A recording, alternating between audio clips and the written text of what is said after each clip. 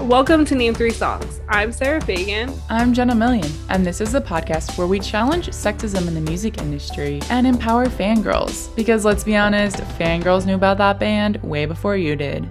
And if you stick around long enough, we'll also let you in on some new music the girls are already crazy about. And also, if you just want to get to know us better, you can do that by signing up for patreon.com/name3songs, where we have a Discord and bonus episodes and other fun stuff. And with that being said, we're going to spice things up today because Jenna is going to tell us what we're talking about today. So Jenna, would you like to share with the audience?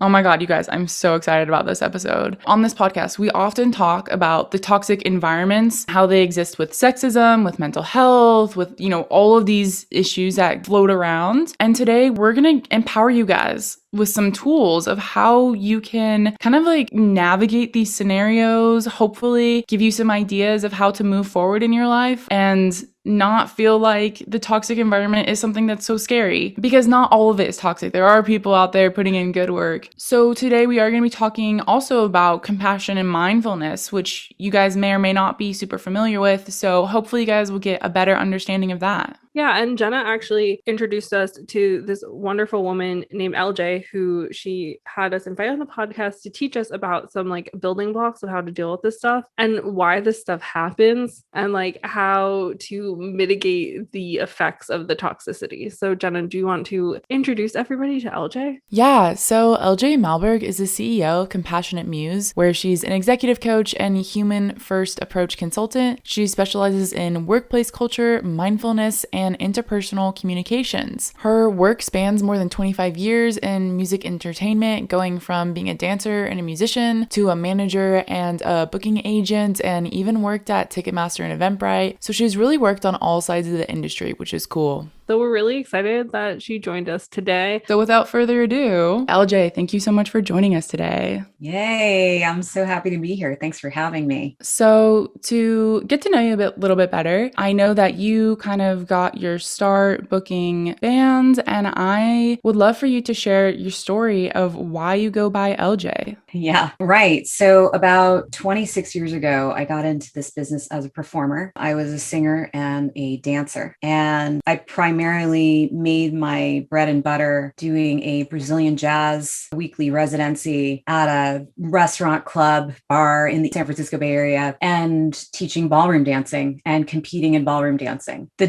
.com boom was happening, and there was a lot of interest for Silicon Valley organizations to have dance classes, and I saw a need to become a contractor. So I started booking bands and dancers. I sort of segued in. It was an interesting time because it allowed me to bridge the gap from being a performer to being a businesswoman and really sort of paving the way to represent other artists. I had danced my entire life. So coming into the business side of things really helped inform a new world for me. And I was really excited. And so the years went by, and I actually ended up forming a boutique booking agency out of Berkeley, California called the LJM Agency. And I got to work with a lot of amazing artists. There was a tipping point where it went from mostly dancers to mostly music, and just a really exciting time. My biggest challenge, to answer your question, Jenna, my biggest challenge was being a young woman in the business that not a lot of venues and promoters had heard of me and my work. And so it was a challenge twofold. One, I was inexperienced in the eyes of the commercial promoters and venues, but two, I was a woman, and there were not a lot of women bookers back then. My role model at the time was Stormy Shepherd. She had a business called Leave It Home Booking, and she worked with mostly punk rock. In order to get people to buy my bands, I would do a lot of door knocking. I did a lot of sales trips. It was really hard going as a young, spirited entrepreneur who believed in my artists. I believed in my bands, and I knew the quality of them. And I was watching some other similar caliber bands in similar genres get sold to these venues and promoters, and that they were being represented by men. So what I did was, my name's Leah Joy. And what I did was I condensed it to my initials LJ. And I had an email with the letters LJ in it, and also my signature. was LJ. And that's when I noticed people starting to get back to me. When I did this A/B testing of, I would call these people, they would never get back to me. But when I sent them an email with the condensed name version, they would almost always get back to me. Even if the answer was no, they would reply because they believed they were dealing with a man. Wow. So I am now LJ. I've been LJ for many, many years. I wear it as a badge of courage, but it's also a reminder of how far we've come as an industry where there are a lot more women in the business. Along the way, I've met a handful of other women that have had to use their initials. So this isn't a unique story, unfortunately, but just to drive the point home, when I finally would confirm these shows via email and we'd advance the shows by phone and I finally get somebody on the phone, I get things like, oh, wow, I didn't realize you were a woman. You're so professional. Oh my God. Yeah. And, things like that would be said again and again and again. It would show up again and again. And I would just notice. And then I would say to myself, you're damn right. I'm a professional. I am professional. I do all the things. I keep it buttoned up. I make sure that my bands are taken care of. I make sure that you're taken care of. You're the client. You're buying my bands, right? And really trying to drive the professionalism point home in an overdone way, almost like I had to overcompensate my professionalism, where my male counterparts probably didn't have to work so hard. And as I've gotten into small business, mid-sized businesses and corporate in the music and tech industry spaces, that point has been proven again and again and again, that women have to work harder than men if apples to apples comparison in roles and responsibilities were compared. Like, women work harder than men to get where they are, and they have to speak up more because a lot of the time they'll speak and they aren't heard. So they'll have to repeat themselves or say it in a different way until they can be heard. It's been an interesting path, but wonderful learning. Yeah. Oh my goodness. Well, thank you for sharing that story, because I feel like it's so poignant and just kind of like spot on of these experiences that we've all collectively experienced in,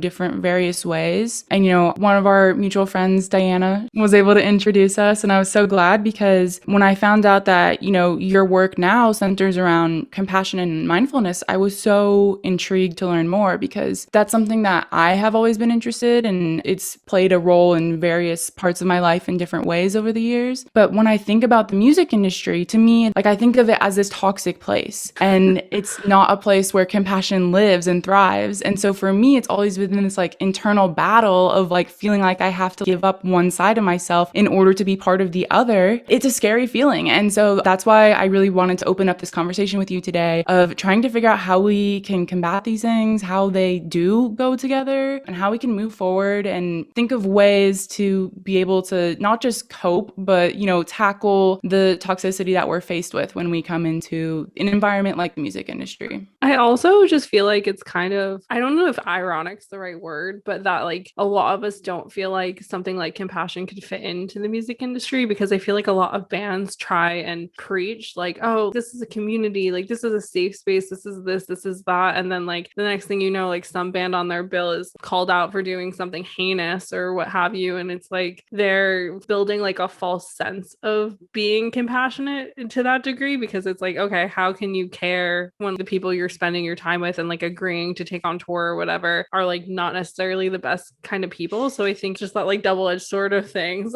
where it's, you're never going to land on the right side of it. Like it's always going to kind of come back and bite you in the ass in some way or another. So I completely like get what you're saying, where it's like, okay, they claim compassion, but like, where is it? So just to preface conversation, because I do want to learn more about like your work and how these things go together, I would like to like talk about why we feel the music industry is a toxic environment and why that's a problem. Because it feels like, I did some research on like the psychology behind this, like what is a toxic environment? And there's a lot of listicles that have a lot of different things that are similar but different. And so there's no one XYZ, this is what a toxic environment is. But I think, Sarah, I would like to hear your thoughts on it. And then LJ, based on your experience, I would like to hear from you. Well, I mean, you had pulled the interesting thing of like when there are the listicles, like there are like key points that you can pull out that are key to what we think is a toxic environment and the ones that work within the music world. So the whole like poor communication, overworking, sexual harassment, discrimination, like those ideas are very strong in the music industry, I feel like. And so I think that from my experience, just as like a journalist and a photographer in music, there is that thing of it's like there's very little money in that sector of it. And so there is that thing of like having to go to your day job that has nothing to do with music. And then in order to try and make a career in music, you have to continue working through the night. So it's like you go to your normal like 9 to 5, 8 to 6, whatever it is. And then the next thing you know, you're like at a venue, interviewing a band, hopefully eating something, going to the show, having to network, having to do all these things. And so there's all of that just like no sleep bar, you know,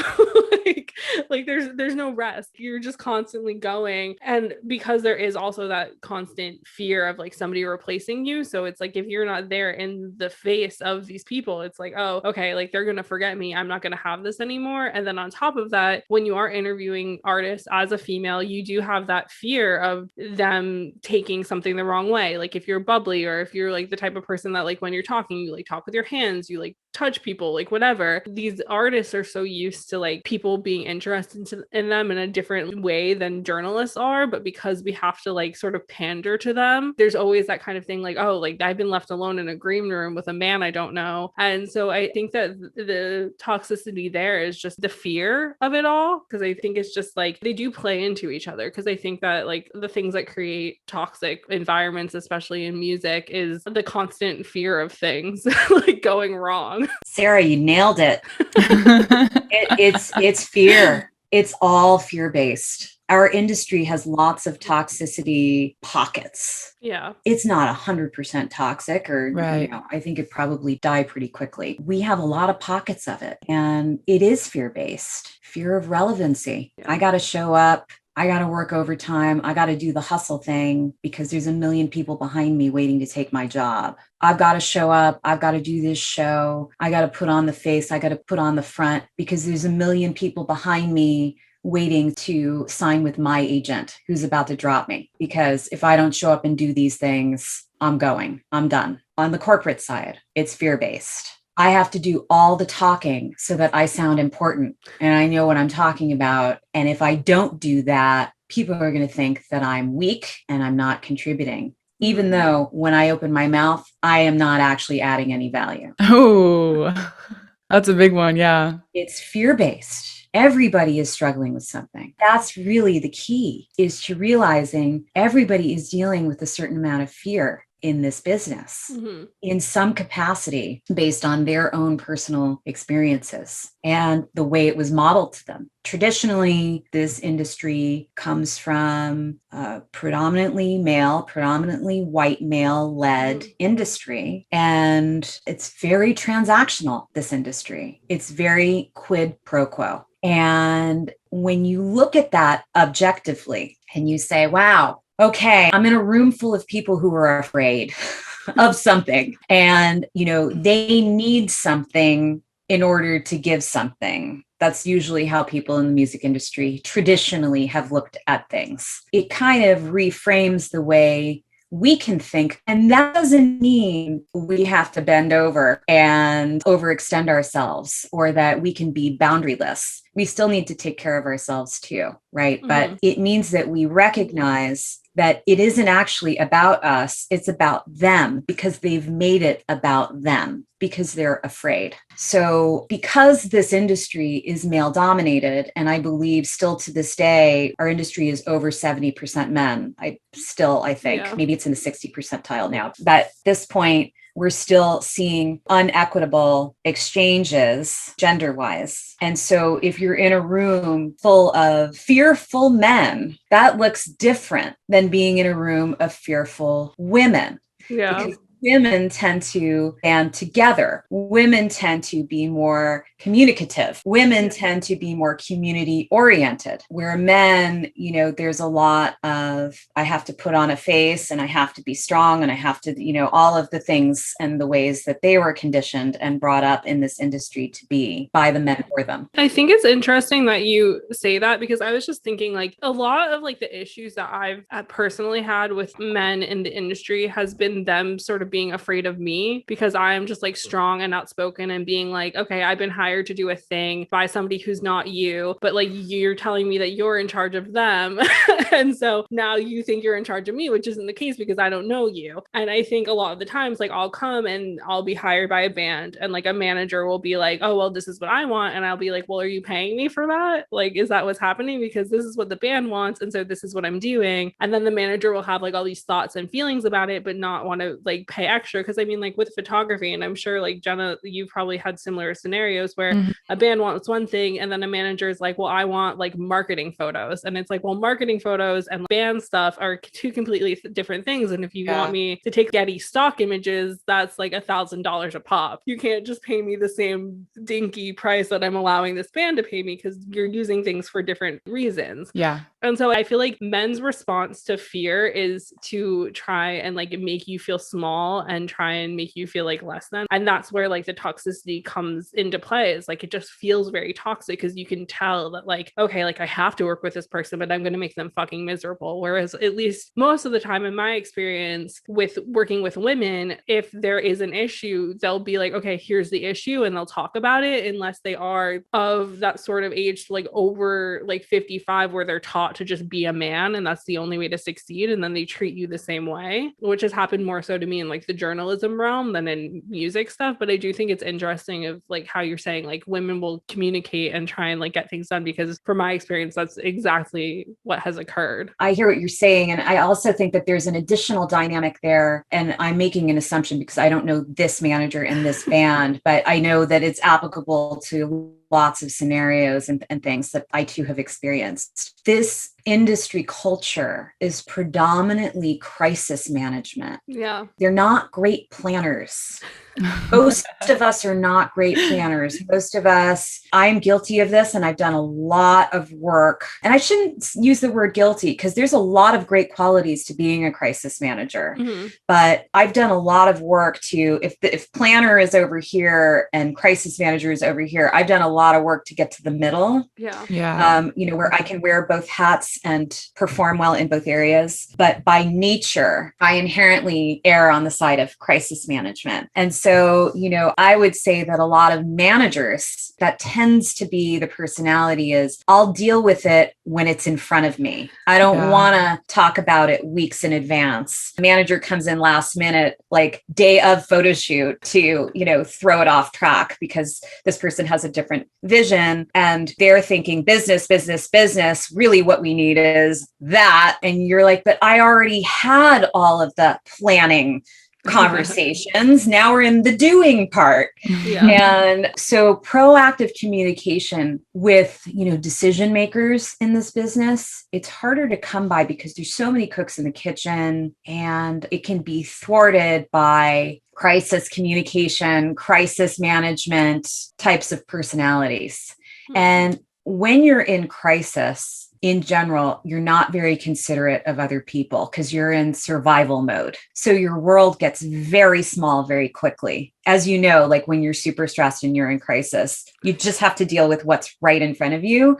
So taking care of the photographer is not in the picture. And additionally, you've got this male-female gender dynamic now, where you're feeling small, which is bullshit. Yeah. You should never feel small. And that is something in my work that I am constantly trying to shift for people in our industry. The question is why do we as women, why don't we as women feel empowered to speak up and be strong? Why are we waiting to, and this is not directed at you, Sarah, but in general, yeah. Why are we waiting to be invited to the table? Why are we waiting to speak up and speak our mind? Again, I believe it's fear-based. Yeah. We have a history of backlash for doing things like that. It's just not safe to do things like that, so to speak. Maybe not physically unsafe, but certainly emotionally unsafe. And possibly there are ramifications to getting future work or getting a promotion, or there's lots of issues that can be attached. I just want to throw in a few stats to kind of reaffirm what we've already said. LJ, you actually found this study, Be the Change, Women Making Music. So it will be linked in our show notes if you guys want to learn more. It's from this year. One of the stats they have here, sexualization and objectification are a consequence or symptom of unbalanced power dynamics, as shown by the next big three challenges, which are ageism, lack of access to male-dominated industry resources, and lower pay. So, it's so easy to discuss these issues that we feel are affecting us, and then to see it like presented by an actual study. It's validating, I guess, to know that like it's a real problem. Like we're not making it up, because I think it's easy to feel like we're made to feel like we're making it up. And another overarching thing they found in this study was that these major challenges are symptomatic of deeper issues of systemic male dominance permeating industry attitudes and behaviors, and over 90% of the respondents said that they had experienced unconscious bias. Nearly half of them said that they experience this frequently. So yeah, I'll give you space to respond if you would like, and then also moving into that, going into your definition of compassion. So unconscious bias and power dynamics in the workplace are definitely a real thing. And they are starting to shift because of conversations like these. So we're having more and more important conversations and really shedding light on what this even is. A lot of us are so busy in our day-to-day work that we don't really focus on this sort of stuff until it's too late. Somebody files a sexual harassment report or otherwise. And it's such a shame that it has to get to that point. So the more that we have conversations like these, the more proactive we can begin to be in shifting the dynamic at work, the power dynamic at work. And there are several different kinds of power dynamics. It can show up in different ways. I believe, and my work shows, the data shows in compassion-based work within music shows that when we start with ourselves and we lean on our core values, we know our own value. We intrinsically know our own value. We're really clear about that. Then we start to show up in ways that are extremely powerful to those around us at work. And it's in ways that aren't ego-driven, which is really fucking cool because, when we take our ego out of it, then we're service. We're being of service. Mm-hmm. We're adding value. And people love that. People love that. We're in the service business. And we show up and we give of ourselves wholeheartedly. So not quid pro quo. I'm not doing it because I'm expecting something back. I'm doing it because I want to do it no matter what. And I've checked in with myself beforehand and I feel good about doing it no matter what. Then I know I could do it. In those instances, things start to shift. And we do the work because it works, the work of mindfulness, the work of compassion, because it works. And, to the rebuttal of, well, there's maybe no place for compassion, or I'm confused where compassion can live in the music industry. That's great, because that's a great place to start. We should be confused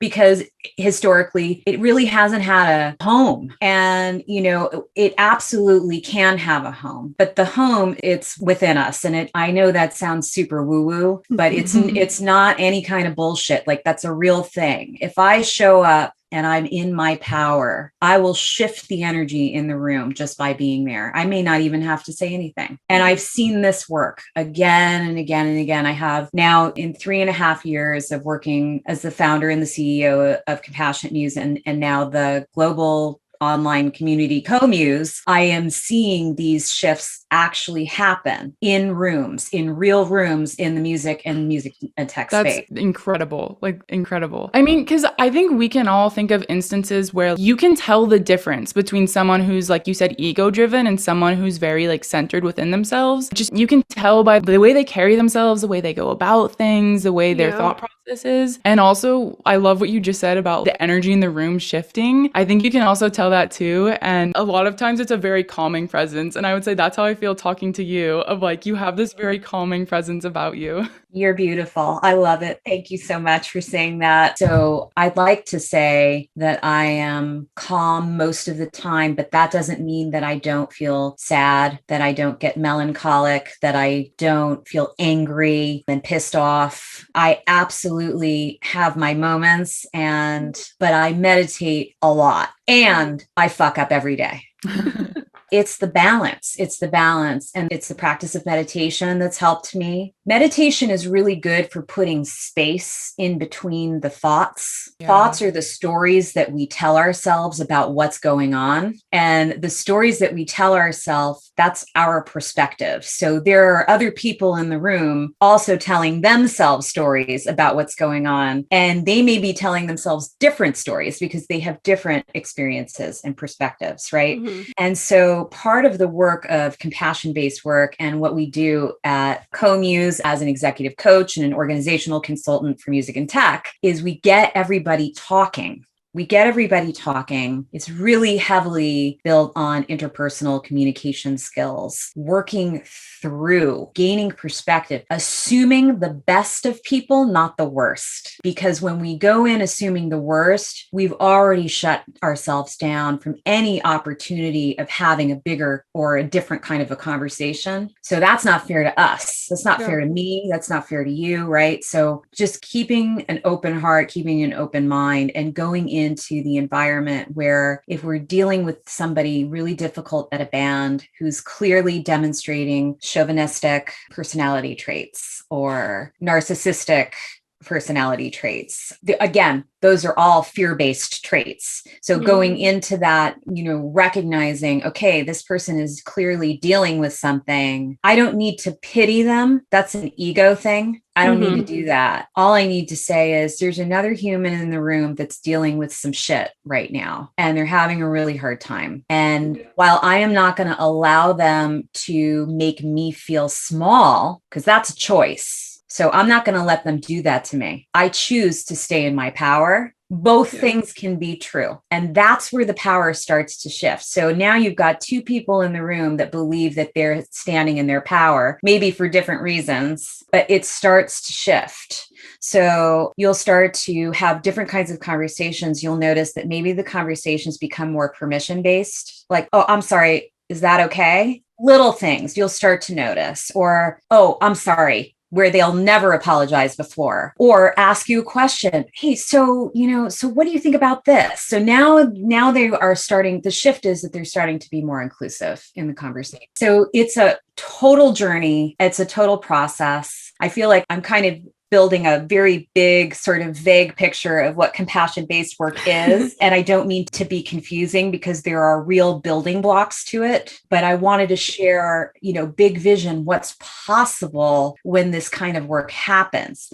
And it's so cool. It's so cool. So, Jenna and I have spoken a few times about how in the music industry, because there is like the hierarchy and these levels and all that sort of things, that even when there is HR in place, the HR doesn't seem like they have as much control as in other places they might. And also like when you enter into the touring world or just working directly with bands, like there's so many contractors, so many different people. There is sort of like no HR. There's nobody there to like rein things in should things go bad. And so I guess from that, what led you to realizing that like, oh, if you teach this mindfulness and compassion training to people in the music industry, that it can sort of not fix, but like I guess sort of fix, like help that issue of the fact that there is no, I don't know, like, because I feel like we put a lot on HR when like HR really is there just to like save the ass of like the company in the long run. But the idea of it is that they're supposed to help you. But it sounds like you're going in and like properly giving people these building blocks to make it feel safer. So like what sparked this? Like how did this even come about that you decided to go and do this and realize it could help? It's such a great story. So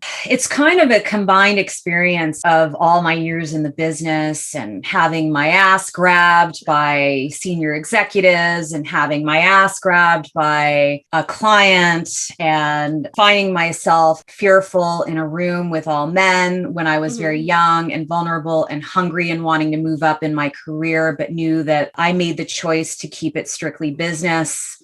And sort of talking about power dynamics, there were certain situations where I absolutely almost had to hint at the possibility that maybe there could be a hookup in somebody's future with me if they did business with me, but I would never go there. Yeah. It was just, and finding myself in a situation, this was a lot earlier on in my career where I hadn't realized yet that there were more tools to put in the toolbox to be able to rise up in business. And I knew what felt bad to me. I knew what felt uncomfortable. I knew when I felt vulnerable. I knew when I felt threatened.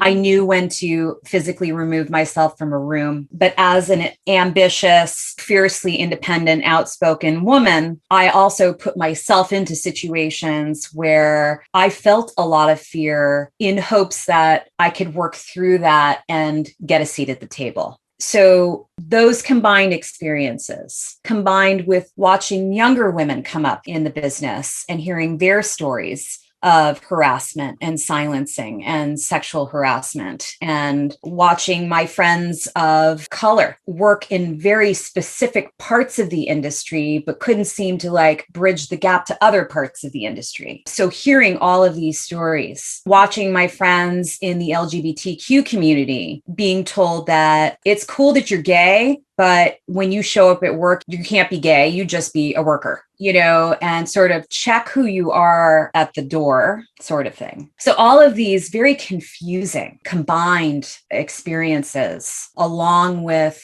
being on both sides of the table when people got laid off and when being laid off, and understanding that there's definitely a better way to do that. And we're not good at it at all. And so just to wrap it all up in a bow, the biggest issues that we have in the music industry aren't music related. Yeah. They're relationship based. And so seeing a need for that and how to have good, healthy, long-standing relationships with the people that we work with and for and who work for us. If we have all the tools in the toolbox, we can have those types of relationships. It's totally possible. And I'm loving all of these organizations that are bubbling up now that are doing amazing work around mental health and wellness. And there's a lot of mental health issues in the music industry, as you know. Statistically, we've been hit really, really hard in that area. We're an industry of artists with deep feelings, and it's hard to deal with all of those feelings. They can be very confusing and alienating and isolating. And if we don't have help and support, it could be, a downward spiral for many of us. So all of these organizations that are doing the work in mental health, in therapy, and now I'm starting to see a lot of coaches bubble up, which is really cool, where there really wasn't a lot of space in the industry for coaching other than specifically music coaching, but now business coaching. So I'm an executive coach. I'm a certified business coach. I know of, just off the top of my head, 5 other women in the industry that are doing amazing work in coaching. Suze Polinsky is doing coaching as the Rockstar Advocate, and she works with artists and business people in music. And we've got health and wellness coaches. This is Equilibrium is doing great work. That's Marnie Wandner and Nicole Blonder. All 3 of these ladies are doing amazing work. But you can see now that there is a real need for this because we're not alone. This is a community of people, but sometimes we operate like, oh my God, I got to do all the things all by myself, and I got to make it, and I got to prove it, and I got to do all of the, and it's really a lot of pressure for a person to take on that. And you don't have to do it that way. There's another way to do it. So I'm really big on community. Sarah, you talked a little bit about fixing. And what compassion does is it's an empowerer not a fixer. So a fixer would make me, I'd be a guru, and I am there's no fucking way I'm that. And I don't want that responsibility. That's not what I want. Yeah. But what I want to do is I want to teach, and I want to, as a coach, empower people with the tools to go do the work themselves and then have their own experiences. So my experience will be different from your experience, and they're all our truths. So we can honor all of that together. I think where we get into trouble in this business is we think everything is very binary. It's got to be this or this. It's an ultimatum. That's not how it works. There's a lot of gray. So I believe if we show up in the gray, we'll be doing some pretty good work. There's so much you've said that has just like sparked different thought processes in my brain, and I'm trying to like collect them all. So 2 things come to mind. First, I wanted to like briefly go back to what you said. You mentioned people who have narcissistic behaviors and those tendencies. And Sarah and I spent an episode talking about specifically mental health as it relates to men in music, because a lot of times they're the ones who are more kind of marginalized in that conversation. And we looked at like the psychology behind like narcissism and then narcissistic like characteristics, and how it leads to like gaslighting and just emotional manipulation, and that whole thing spirals into lots of other complex issues. So I think it's really interesting that you brought that up, because I feel like there's a whole, and Sarah and I joked about this before, there's a whole meme about the like indie skater boy who's gonna gaslight you, and like this whole, I'm like, that's how prevalent it is in music, is that there's a whole joke about it. There's a stereotype about that. And then the other thing that came to mind as we were talking was just the fact that it feels like you are always fighting for the seat at the table. Like you're always trying to like climb over whatever else or do these obstacles, and you're always reacting to whoever else is in the room. And I think for me, it was kind of this revelation when you said you can show up and realize, hey, that person is exhibiting these types of characteristics. There's clearly something beyond the surface there, and you don't have to like feed into that. I think that's really powerful because it's so rampant, because there's an indie meme joke about these types of people. The way I think about it, so I'm not a mental health professional and I don't diagnose people, but I do notice patterns and behaviors and personality types that I work with. And I work with a lot of different types of people, and predominantly men, because it's a predominantly male industry. And so when I think about all the personalities that I work with in this business, they tend to fall into 2 different buckets. I think about it as we're a business of service, and we are either people pleasers or we're people needers, right? So people pleasers are we give, we want to please until it hurts, because our weakness is we're not very good at setting healthy boundaries for ourselves. So we don't know when to shut it off. We usually have to overextend, and then we're in pain. And then we're like, oh shit, I'm going to get sick, or I'm going to do something I'm going to regret, or that sort of, danger zone territory. That's the people pleasers. And I certainly come from that world. And then there's the people needers, and they tend to exhibit some narcissistic behaviors. And again, I'm no mental health professional. I can't say that they're narcissists, but it's interesting. There's a lot of narcissism on the people pleaser side too, because it's ego driven. I'm doing this because I'm so good at giving. It's almost martyrdom. And we have to check ourselves on both sides, because at the end of the day, we don't need to give and take until it hurts. We don't need to do that. We can be in the middle and give and take in a space that feels great. And it can't be 100% of the time, but we have a lot of room for growth here. And so that's the work, is getting everybody to sort of move to the middle, because it feels better there. It works better there. We make more money there. The data shows we make more money there. We are more collaborative there. We're more inclusive there. We're more diverse there. It's a better space,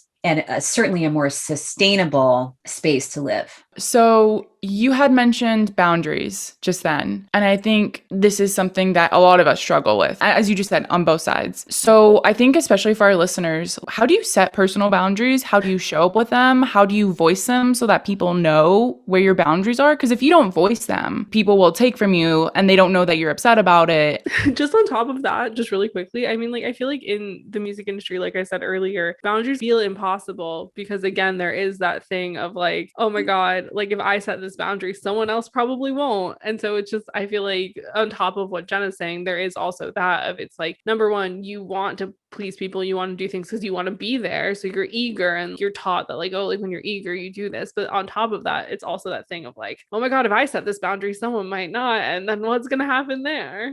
Exactly. Yeah. So like fear-based boundaries, or sometimes I call them fake boundaries. We set boundaries, but then, something happens. So then we break through that boundary that we set for ourselves because we're so afraid for whatever reason. Again, fear of relevancy. There's a lot of reasons to be fearful. And, this business has thrived on fear for so long. So it's almost a habitual reaction in the way that we have been modeled to coming up in this business.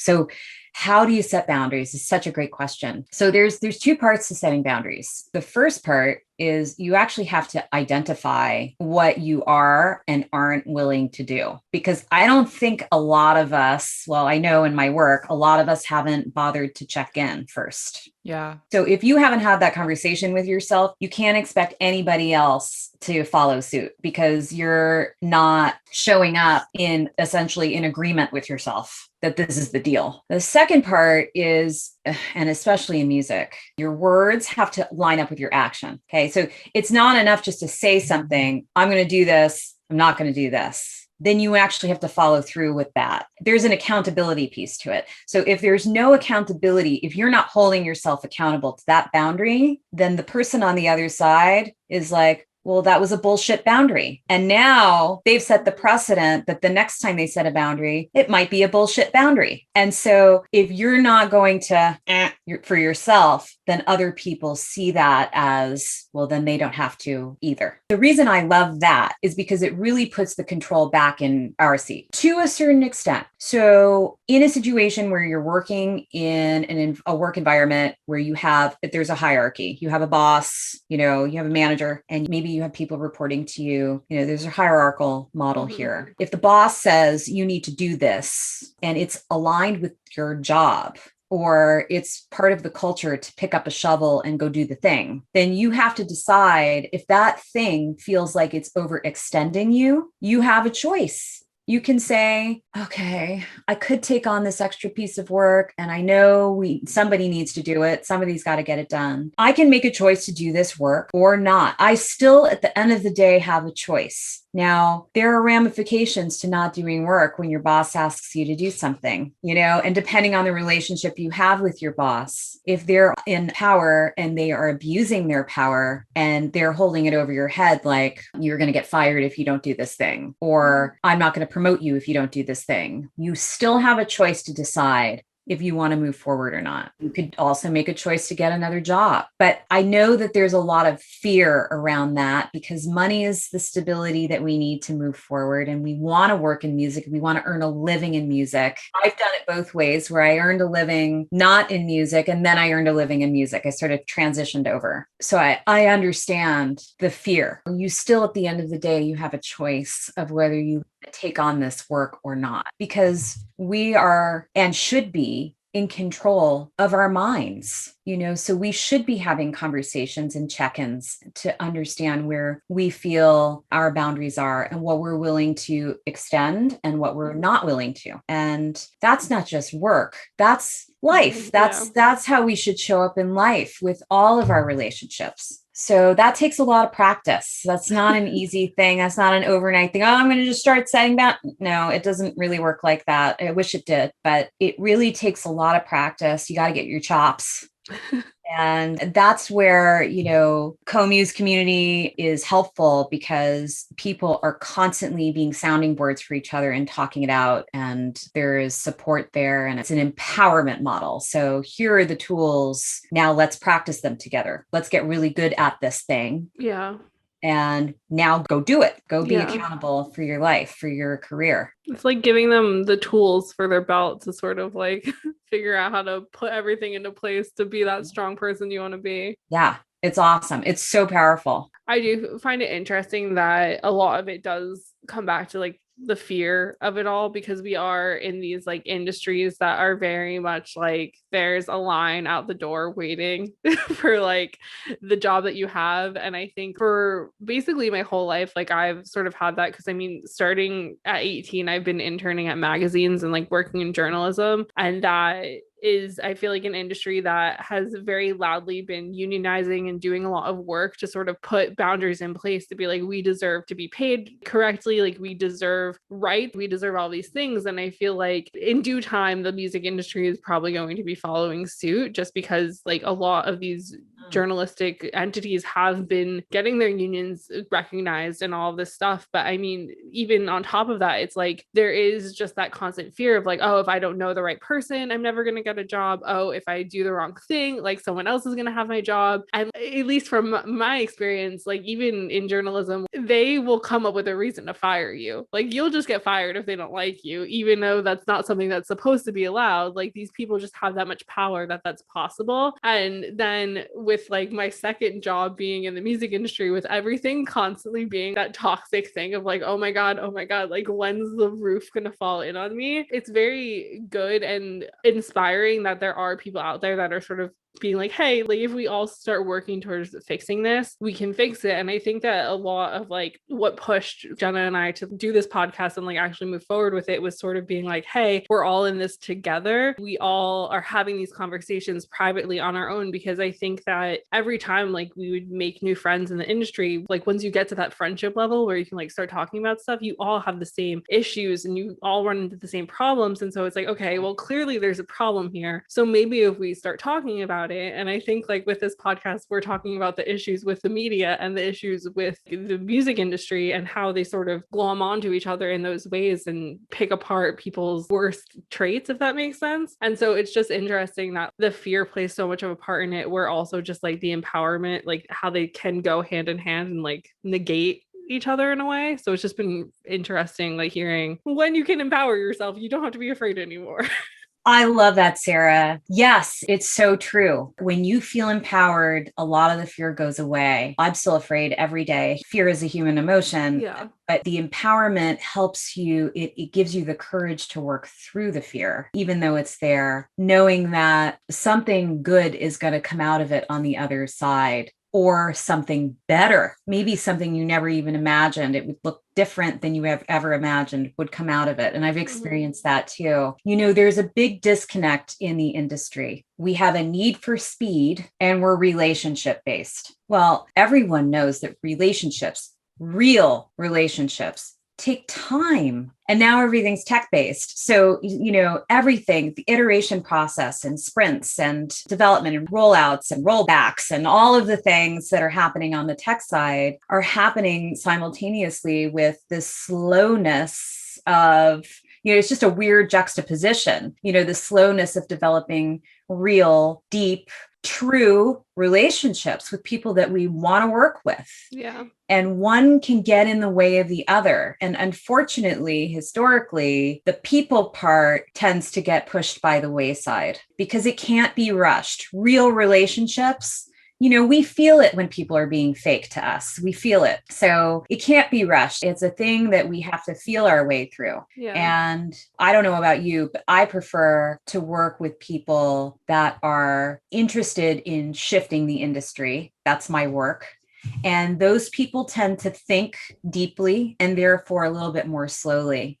So a lot of frustration comes up in that area against the need for speed. A lot of conversations I have are like around pushing tech aside, but we can't do that either. We have to coexist because this is the state of our industry. We're all here living together, the tech and the people. So what can it look like to move forward in a more holistic way, rather than this weird siloed thing? And I think if we can answer that, we'll find ourselves in a different place. I'm just so in awe and fascinated by everything you said. I just like, awe-inspiring, but also just like so making me think, so reflective. Like I love it all. So thank you. I have one final question, and that is for our listeners, because we've talked about a lot of different ways you can learn to empower yourselves, but what's one simple step they can take, or one resource or something where can they start off, So the first place that they can start, an app that might help them be quiet with themselves, or a space in their home where they can go and they can be quiet, where you can go and you can check in. Now, I'm a huge advocate for meditation. I've been a daily meditator for over 21 years now, and it's a big part of helping to elevate my work. So I love meditation. It's challenging and it's still hard to this day. And that's why I do it, because doing that kind of work, it's the process of, just sitting still, sitting quietly and checking in with yourself to see how you're feeling in that moment. If you're feeling angry, if you're feeling sad, if you're feeling good, and honoring whatever it is in that moment, it's okay. It's totally okay that you're feeling that way, because trying to push that shit aside, that's a really bad idea. Yeah. Because that'll come back and bite you. So just taking a moment, even if you set like a 1-minute timer on your phone, any sort of amount of time that feels good to you, try to do that once a day. Just check in and see how you're doing, because that will help inform how you move forward into your conversations and relationships at work. And that's a good thing. It's a good thing to show up at being awake in your life and being aware of where you are. So that's the first thing. The second thing is community. And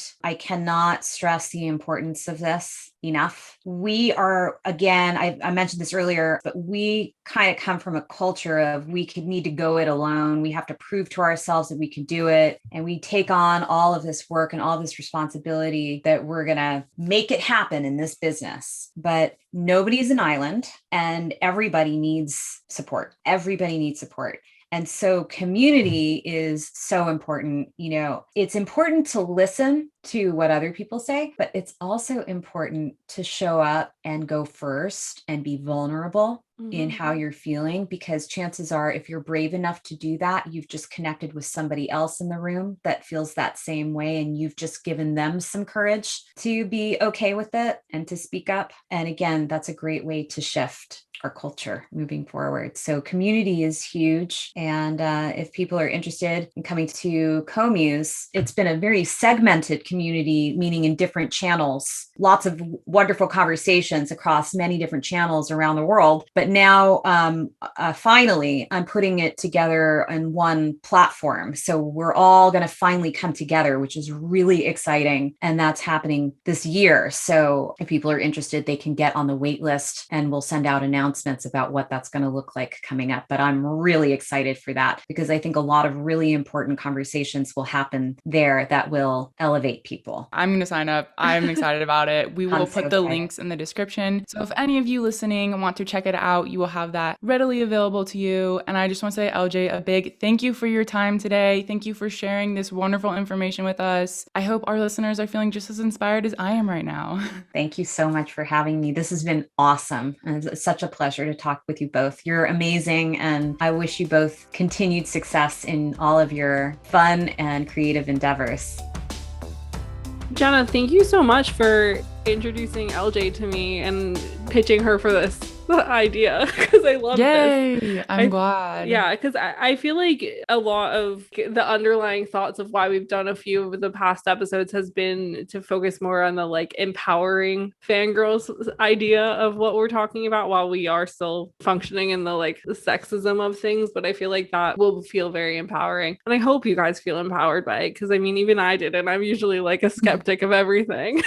Yeah, come share your thoughts. I want to know what you guys thought about this, if you feel empowered now. Because yeah, this, I mean, I already said in the episode, like, it's very important to me. It resonates a lot with me. And so I think one of my biggest takeaways is realizing that you do have the power within you to make change. Because I think a lot of times, Sarah, we talk about like, it's going to take the CEO of a company, it's going to take an HR person to like set the tone. But like, you still individually can choose how you show up in your own life. Yeah. Like you can choose whether or not you want to feed into the fear that's running around in the room or not. Yeah, because I mean, we do say a lot like it takes important people to make changes, but also if you in your department can start making little changes and like other people seeing that you're making those little changes, like it'll rub off on people, you know? Yeah. It's like having a bubbly friend. Like you're all of a sudden going to be like excited no matter who you are as a person. Yeah. And I think it's important to remember because somebody recently asked us, like, I guess like the question is kind of just, what can be done, because we often talk about, challenging sexism, like what can be done? Like, how can I support this cause? And it's not always looking to like the CEO to lead things. Like, I think a lot of times the answer to that really comes down to the individuals who are already putting in the work, the individuals who have created those communities, who are being the activists, who are being the advocates and joining those communities, being part of it, continuing the work they're doing, learning from them. Like, you don't have to fight this fight alone. Know that there's others out there that are along the same journey as you. Yeah. And I mean, we have a pretty large reach at the moment with the podcast. So, I mean, if you just like show up in our comments on social media and stuff, like you're going to find other like-minded people like we have through our Discord, through the Patreon. Like everyone's just like so smart. Like that's the one exciting thing about having a podcast that is so like niche down is like every person that's listening has at least a few things in common. So if you're trying to find people to find a space, literally just go look through our Instagram followers. Just like find someone who looks cool, make them your friend. It's like that's your homework. Oh my goodness. But yeah, so if you do have thoughts and feelings about this episode, we definitely would love to hear them. And I'm sure Jenna could talk to you for hours about this. So definitely come slide in our DMs. We're at Name 3 Songs on all social media platforms, or personally, you can talk to us. I'm at Sarah_Fagan and Jenna is at Jenna_Million. So thanks for joining us on Name 3 Songs. Until next time, never let anyone make you feel bad about your favorite band.